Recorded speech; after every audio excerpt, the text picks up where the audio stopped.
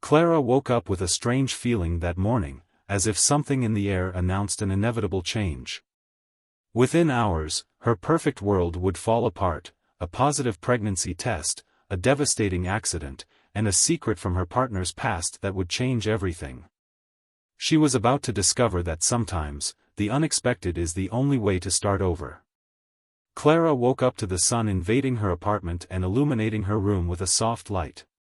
At age 32, his life seemed about to change in unexpected ways. With wavy brown hair and green eyes that reflected a mixture of hope and anxiety, she stood up feeling like something inside her had changed. When preparing coffee, Clara couldn't shake the feeling that that day would bring something new. It was as if a missing piece in his life was about to fall into place. That day, Clara decided to take the pregnancy test she had been putting off. She took a deep breath, trying to control her nervousness as she waited for the results. When she saw the 2 lines appear, indicating that she was pregnant, her heart skipped a beat.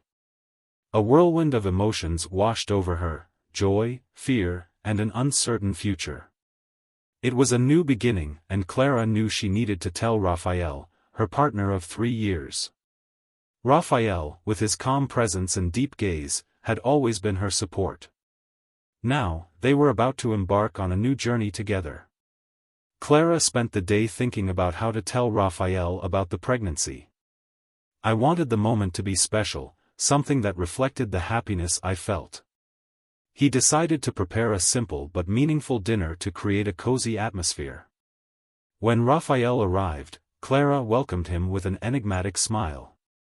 He immediately noticed that something was different. When Raphael opened a small package that Clara had left on the table, he found a pair of baby shoes. In silence, he looked at Clara, and she nodded, confirming the news. They hugged each other, letting their emotions flow. Their lives were about to change forever. To celebrate the big news, Clara and Raphael decided to take a short trip to the coast over the weekend. The idea was simple: escape the routine, breathe the sea air and start dreaming about the future as a family. The trip was peaceful, marked by lively conversations and laughter in the car. The weather was pleasant, and the clear sky reflected the harmony they felt. Upon arriving at the beach, they walked along the sand hand in hand, making plans about the baby and what their new life together would be like. It was like everything was finally coming together, and they were both excited for what was to come. After a perfect day, they decided to go home in the evening. Raphael insisted that he was fine to drive, even though Clara suggested that they rest before hitting the road. On the way back, fatigue began to take its toll on Raphael. Clara, in the passenger seat, dozed peacefully while he struggled to keep his eyes open. It was then that, for a brief second, Raphael lost control of the car. The vehicle left the road and collided violently into an embankment. The impact was devastating and darkness took over. Clara barely had time to process what was happening before she lost consciousness, with the last image being Raphael, motionless behind the wheel. Clara woke up in a hospital, confused and with a sore body. The white light from the room blinded her eyes as she tried to understand where she was. The nurse approached, explaining that she had been in an accident but was out of danger. The word accident reverberated in Clara's mind, bringing a flood of confusing memories. "Raphael," she whispered, trying to muster the strength to speak. The nurse hesitated, which increased Clara's panic. Shortly afterwards, the doctor entered, bringing devastating news: Raphael had not survived the accident and, due to Clara's serious injuries, the baby did not survive either. Clara's world collapsed. She felt crushed by a pain that seemed unbearable, as if everything she loved had been ripped away from her in the blink of an eye. After being discharged from the hospital, Clara returned to the apartment she used to share with Raphael. The place, once full of life and love, now seemed like a silent tomb. Raphael's clothes, photos and personal effects were everywhere, each item carrying painful memories. Clara wandered through the rooms, feeling lost and aimless. The bed where they used to lie side by side seemed huge and empty. The silence was overwhelming, and Clara spent hours just staring at the ceiling, unable to find a purpose to move forward. The pain of losing Raphael and the baby was a constant weight that seemed impossible to bear. Clara's nights were tormented by intense dreams about Raphael. In her visions, he appeared surrounded by shadows, with his face partially hidden, as if he was trying to communicate, but the words never reached her. Initially, these dreams were terrifying, but as time passed, Clara began to feel that Raphael was trying to guide her somewhere. She would wake up with her heart racing, her dreams becoming more and more vivid, almost real. Raphael's presence in her dreams not only brought pain, but also a sense of urgency, as if he were trying to tell her something important that she still couldn't understand. On a particularly difficult day, Clara felt that she could no longer bear the suffocating silence in the apartment. Without a clear destination, he left the house and started walking through the city streets. People rushed past her, oblivious to the suffering she carried. Clara felt disconnected from the world around her, as if she were trapped in a bubble of pain that no one else could see. During her walk, Clara saw a small orphanage, with a discreet sign, Orfanato Santa Clara. Something about that place caught his attention, as if it were a lighthouse in the midst of his inner darkness. Without knowing exactly why, Clara decided to enter, perhaps in search of some form of reconnection with life. Inside the Santa Clara orphanage, Clara was greeted by Marina, the director, a middle-aged woman with a welcoming smile and a calm voice. Marina showed Clara around, guiding her through the simple but joyful corridors. The sound of children's laughter echoed through the courtyard, creating a contrast with the weight that Clara carried in her chest. As she walked, Clara felt a strange sense of familiarity, as if the place was calling to her in some way. It was then that, in a corner of the courtyard, Clara saw Gabriel, a boy of around 8 years old, sitting alone. He observed the other children with an introspective, almost lost look. Something about him caught Clara's attention immediately. There was something in his face that reminded him of Raphael in a way that Clara couldn't explain. Clara couldn't take her eyes off Gabriel. The boy had the same dark skin color, slightly wavy hair and deep gaze as Raphael. It was as if he was looking at a younger version of the man he loved. Clara approached slowly, almost not believing what she was seeing. Gabriel, noticing her presence, looked up shyly, and for a moment, Clara felt the ground disappear beneath her feet. The impact of the similarity was overwhelming. She struggled to find rational explanations, but her racing heart and sense of connection were undeniable. Marina noticed Clara's interest and explained that Gabriel had lost his mother at birth and never met his father. The information hit Clara like a blow, leaving her even more intrigued about who Gabriel really was. Back at her apartment, Clara couldn't get Gabriel out of her mind. The resemblance to Raphael was more than a simple coincidence. She began to wonder if there was something more behind the connection she felt. Would it be possible that Gabriel had some connection with Raphael? The idea seemed absurd, but Clara couldn't ignore the feeling that she needed to find out more about the boy. It was then that Clara decided to look for Eduardo, a private investigator known for his discretion. She told him about Gabriel and the disturbing resemblance to Raphael. Eduardo promised to investigate the orphanage's records and look for any information that could link Gabriel to Raphael. Clara knew she was embarking on something that could change everything, but she felt like she needed to follow this path, no matter how painful the truth. It didn't take long for Eduardo to return with some preliminary information about Gabriel. He discovered that the boy had been taken to the orphanage as a baby, after his mother died during childbirth. Hospital and orphanage records were incomplete, with no mention of Gabriel's father. However, Eduardo found a clue, a name in the maternity registry that coincided with Raphael's surname. The confirmation came as a shock to Clara. Gabriel was actually Raphael's son, conceived long before Clara and Raphael met. The revelation brought an intense mix of emotions, joy at finding a part of Raphael still alive and an acute pain at discovering a past Raphael never mentioned. Clara found herself immersed in a whirlwind of contradictory feelings. On the one hand, Gabriel was a living link to Raphael, a piece of him she never imagined finding. On the other hand, she felt betrayed when she realized that Raphael had kept such an important secret. Clara's mind was buzzing with questions. Why didn't Raphael ever tell her about Gabriel? Did he know? And if he knew, why didn't he look for his own son? Clara spent sleepless nights, searching for answers in her memories of Raphael. Everything seemed more confusing now. The memories of Raphael at her side were now colored by this new discovery, and Clara didn't know how to reconcile her love for him with the pain of such a huge secret. After days of intense reflection, Clara decided that she could not let Gabriel remain in the orphanage. She felt an undeniable responsibility for him, as if Raphael was asking her, in some way, to take care of the son he was unable to raise. Clara returned to the orphanage and talked to Marina about the possibility of adoption. Marina, noticing the sincerity in Clara's eyes, supported her decision, but explained that the process would be long and emotionally challenging. Clara was determined. She wanted to give Gabriel the chance to have a family, even if it meant confronting the shadows of Raphael's past. Gabriel, unaware of all the complexity involved, began to get closer to Clara, seeing in her a figure of affection and security.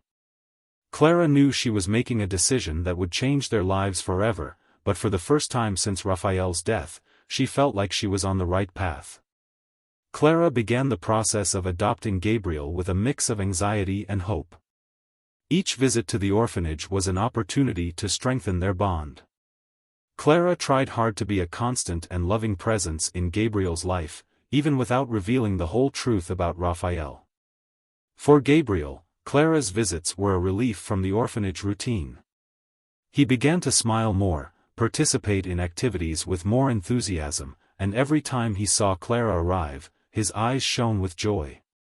Clara, in turn, felt her heart warm with each interaction, although the shadow of doubts about how to deal with the past was never completely far away.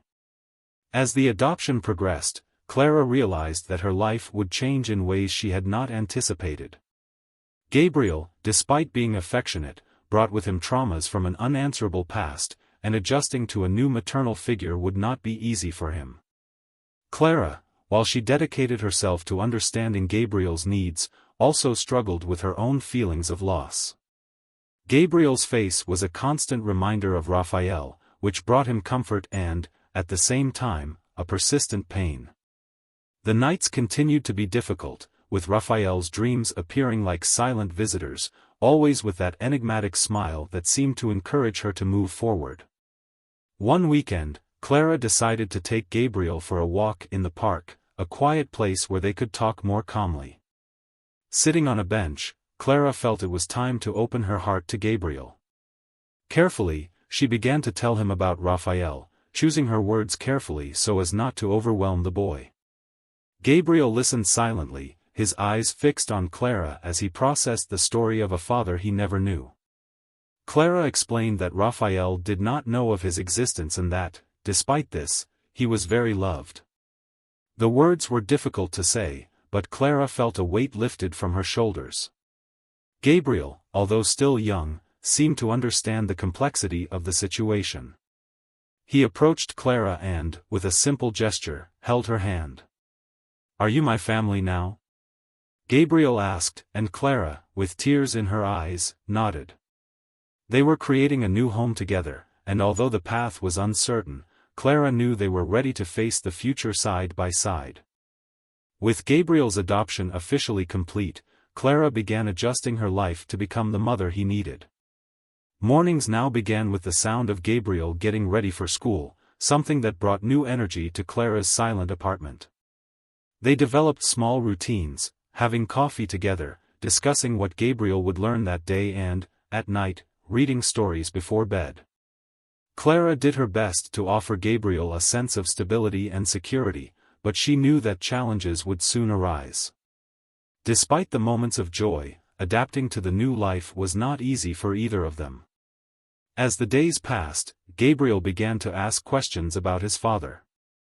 The stories told by Clara aroused her curiosity and, naturally, also raised doubts. "Why didn't he look for me?" Gabriel asked once, his gaze fixed on Clara's eyes. She felt a tightness in her chest when she realized that she didn't have all the answers Gabriel was looking for. Raphael's absence was a hole that Clara couldn't completely fill, and watching Gabriel struggle with it was painful.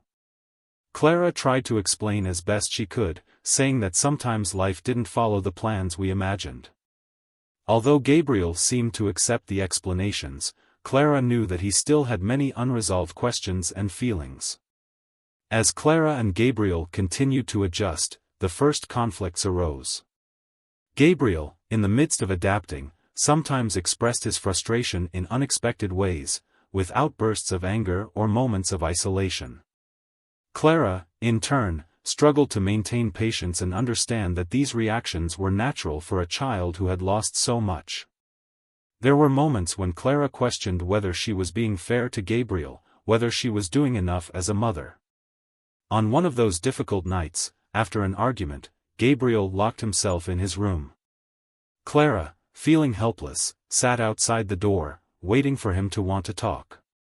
When they finally opened up to each other, they both discovered that their pain and fears were more similar than they imagined. Clara promised Gabriel that, regardless of the challenges, she would never abandon him. They learned together that family was not just about happy moments, but also about facing difficulties side by side. Little by little, the trust between the two began to strengthen, showing that, even in the midst of challenges, they were building something truly solid. Clara and Gabriel began to find solace in the little things of everyday life. Walks in the park, trips to the ice cream shop, or simply lazy afternoons at home watching movies became precious moments for both of them. Clara, determined to create new memories, encouraged Gabriel to try new things, like learning to ride a bike or visiting museums. For Gabriel, these activities brought a sense of normalcy and belonging that he had never experienced before. For Clara, these moments were like small patches that helped heal the wounds left by losses. Little by little, the apartment stopped being an empty and sad space and became a real home. One afternoon, while they were tidying up the closet, Gabriel found an old Raphael box that Clara had kept. Inside, there were photos, letters and small objects that told stories about Raphael's past. Gabriel flipped through the photos curiously, stopping at an image of Raphael as a young man, smiling alongside friends. Clara sat next to Gabriel, telling little jokes about Raphael, how he loved to cook, his contagious laugh and his affectionate manner. Clara realized that by sharing these memories, she was not only telling about Raphael, but also keeping his presence alive in a positive way for Gabriel. It was an act of love that helped both of them honor Raphael's memory without pain being the main focus. As the months went by, Clara noticed a significant change in Gabriel. He was more confident, more willing to open up about his feelings and even talk about the father he never knew. One peaceful night, as they watched the stars through the window, Gabriel confided in Clara that, although he still missed something, he was happy with the life they were building together. "I wish I could have met my father," he said, looking up at the sky, "but I like to think he would be happy for us to be together." Clara smiled, feeling a peace she hadn't experienced in a long time. The pain of the losses that Clara and Gabriel suffered was still present, but it was beginning to be enveloped by a new layer of hope. They realized that although the past could not be changed, the future was in their hands to shape. Clara, holding Gabriel's hand, promised that together they would continue to honor Raphael, but also to build a future full of new possibilities and love. Despite the progress Clara and Gabriel made, the past still cast long shadows over their lives. Gabriel, now more comfortable with his new reality, began to ask deeper questions about his origins and what had really happened to his mother. Clara, although open to answering, did not always have all the answers, which generated moments of frustration for both of them. The lack of concrete information about Raphael's past and Gabriel's mother was a hole that Clara felt the need to fill, not only for Gabriel's sake, but also to give him a complete sense of identity. They began to consider seeking more information about Gabriel's mother, hoping it might bring some closure. Clara and Gabriel decided to return to the orphanage to talk to Marina about any additional details that could help clarify Gabriel's story. Marina, always helpful, showed Clara and Gabriel the old records and the little information available. The search, however, brought up more questions than answers. Hospital documents were incomplete, and details about Gabriel's mother were sparse and fragmentary. Clara realized that, as much as they wanted to, some parts of Gabriel's past might never be fully known. However, Clara emphasized to Gabriel that her story was not limited to just these roles. The important thing now was what they were building together. In the midst of their search for answers, Clara and Gabriel began to understand that not all questions need answers for them to move forward. Gabriel, realizing that some parts of his story could remain a mystery, began to find peace in the present. One afternoon, while Clara and Gabriel were planting a small vegetable garden in the apartment's garden, Gabriel stopped and said, "I don't think it matters so much what happened before. It matters what we do now, right?" Clara smiled, surprised by the boy's maturity. "Yes, exactly that," he replied, gently touching Gabriel's shoulder. They planted the seedling side by side, seeing it as a perfect metaphor for their lives, new growth, rooted in the present but open to all the possibilities of the future. Clara understood that the most important thing was to continue walking together, accepting uncertainties and celebrating each small step forward. As time passed, Clara and Gabriel created their own traditions to honor the past, while building a future together. One of them was the annual visit to the cemetery, where they paid tribute to Raphael and Gabriel's biological mother. In the spring, Clara and Gabriel brought flowers and spent a few moments in silence, reflecting on everything they had been through. These visits became a way of accepting and honoring pain without letting it define their lives. During one of these visits, Gabriel looked at Raphael's tombstone and whispered, "I hope you're proud of us." Clara, by her side, held Gabriel's hand and nodded, feeling that, somehow, Raphael was always with them. Clara and Gabriel learned to live in the present with a confident look to the future. Difficulties, although they still arose, were faced with a new perspective of unity and strength.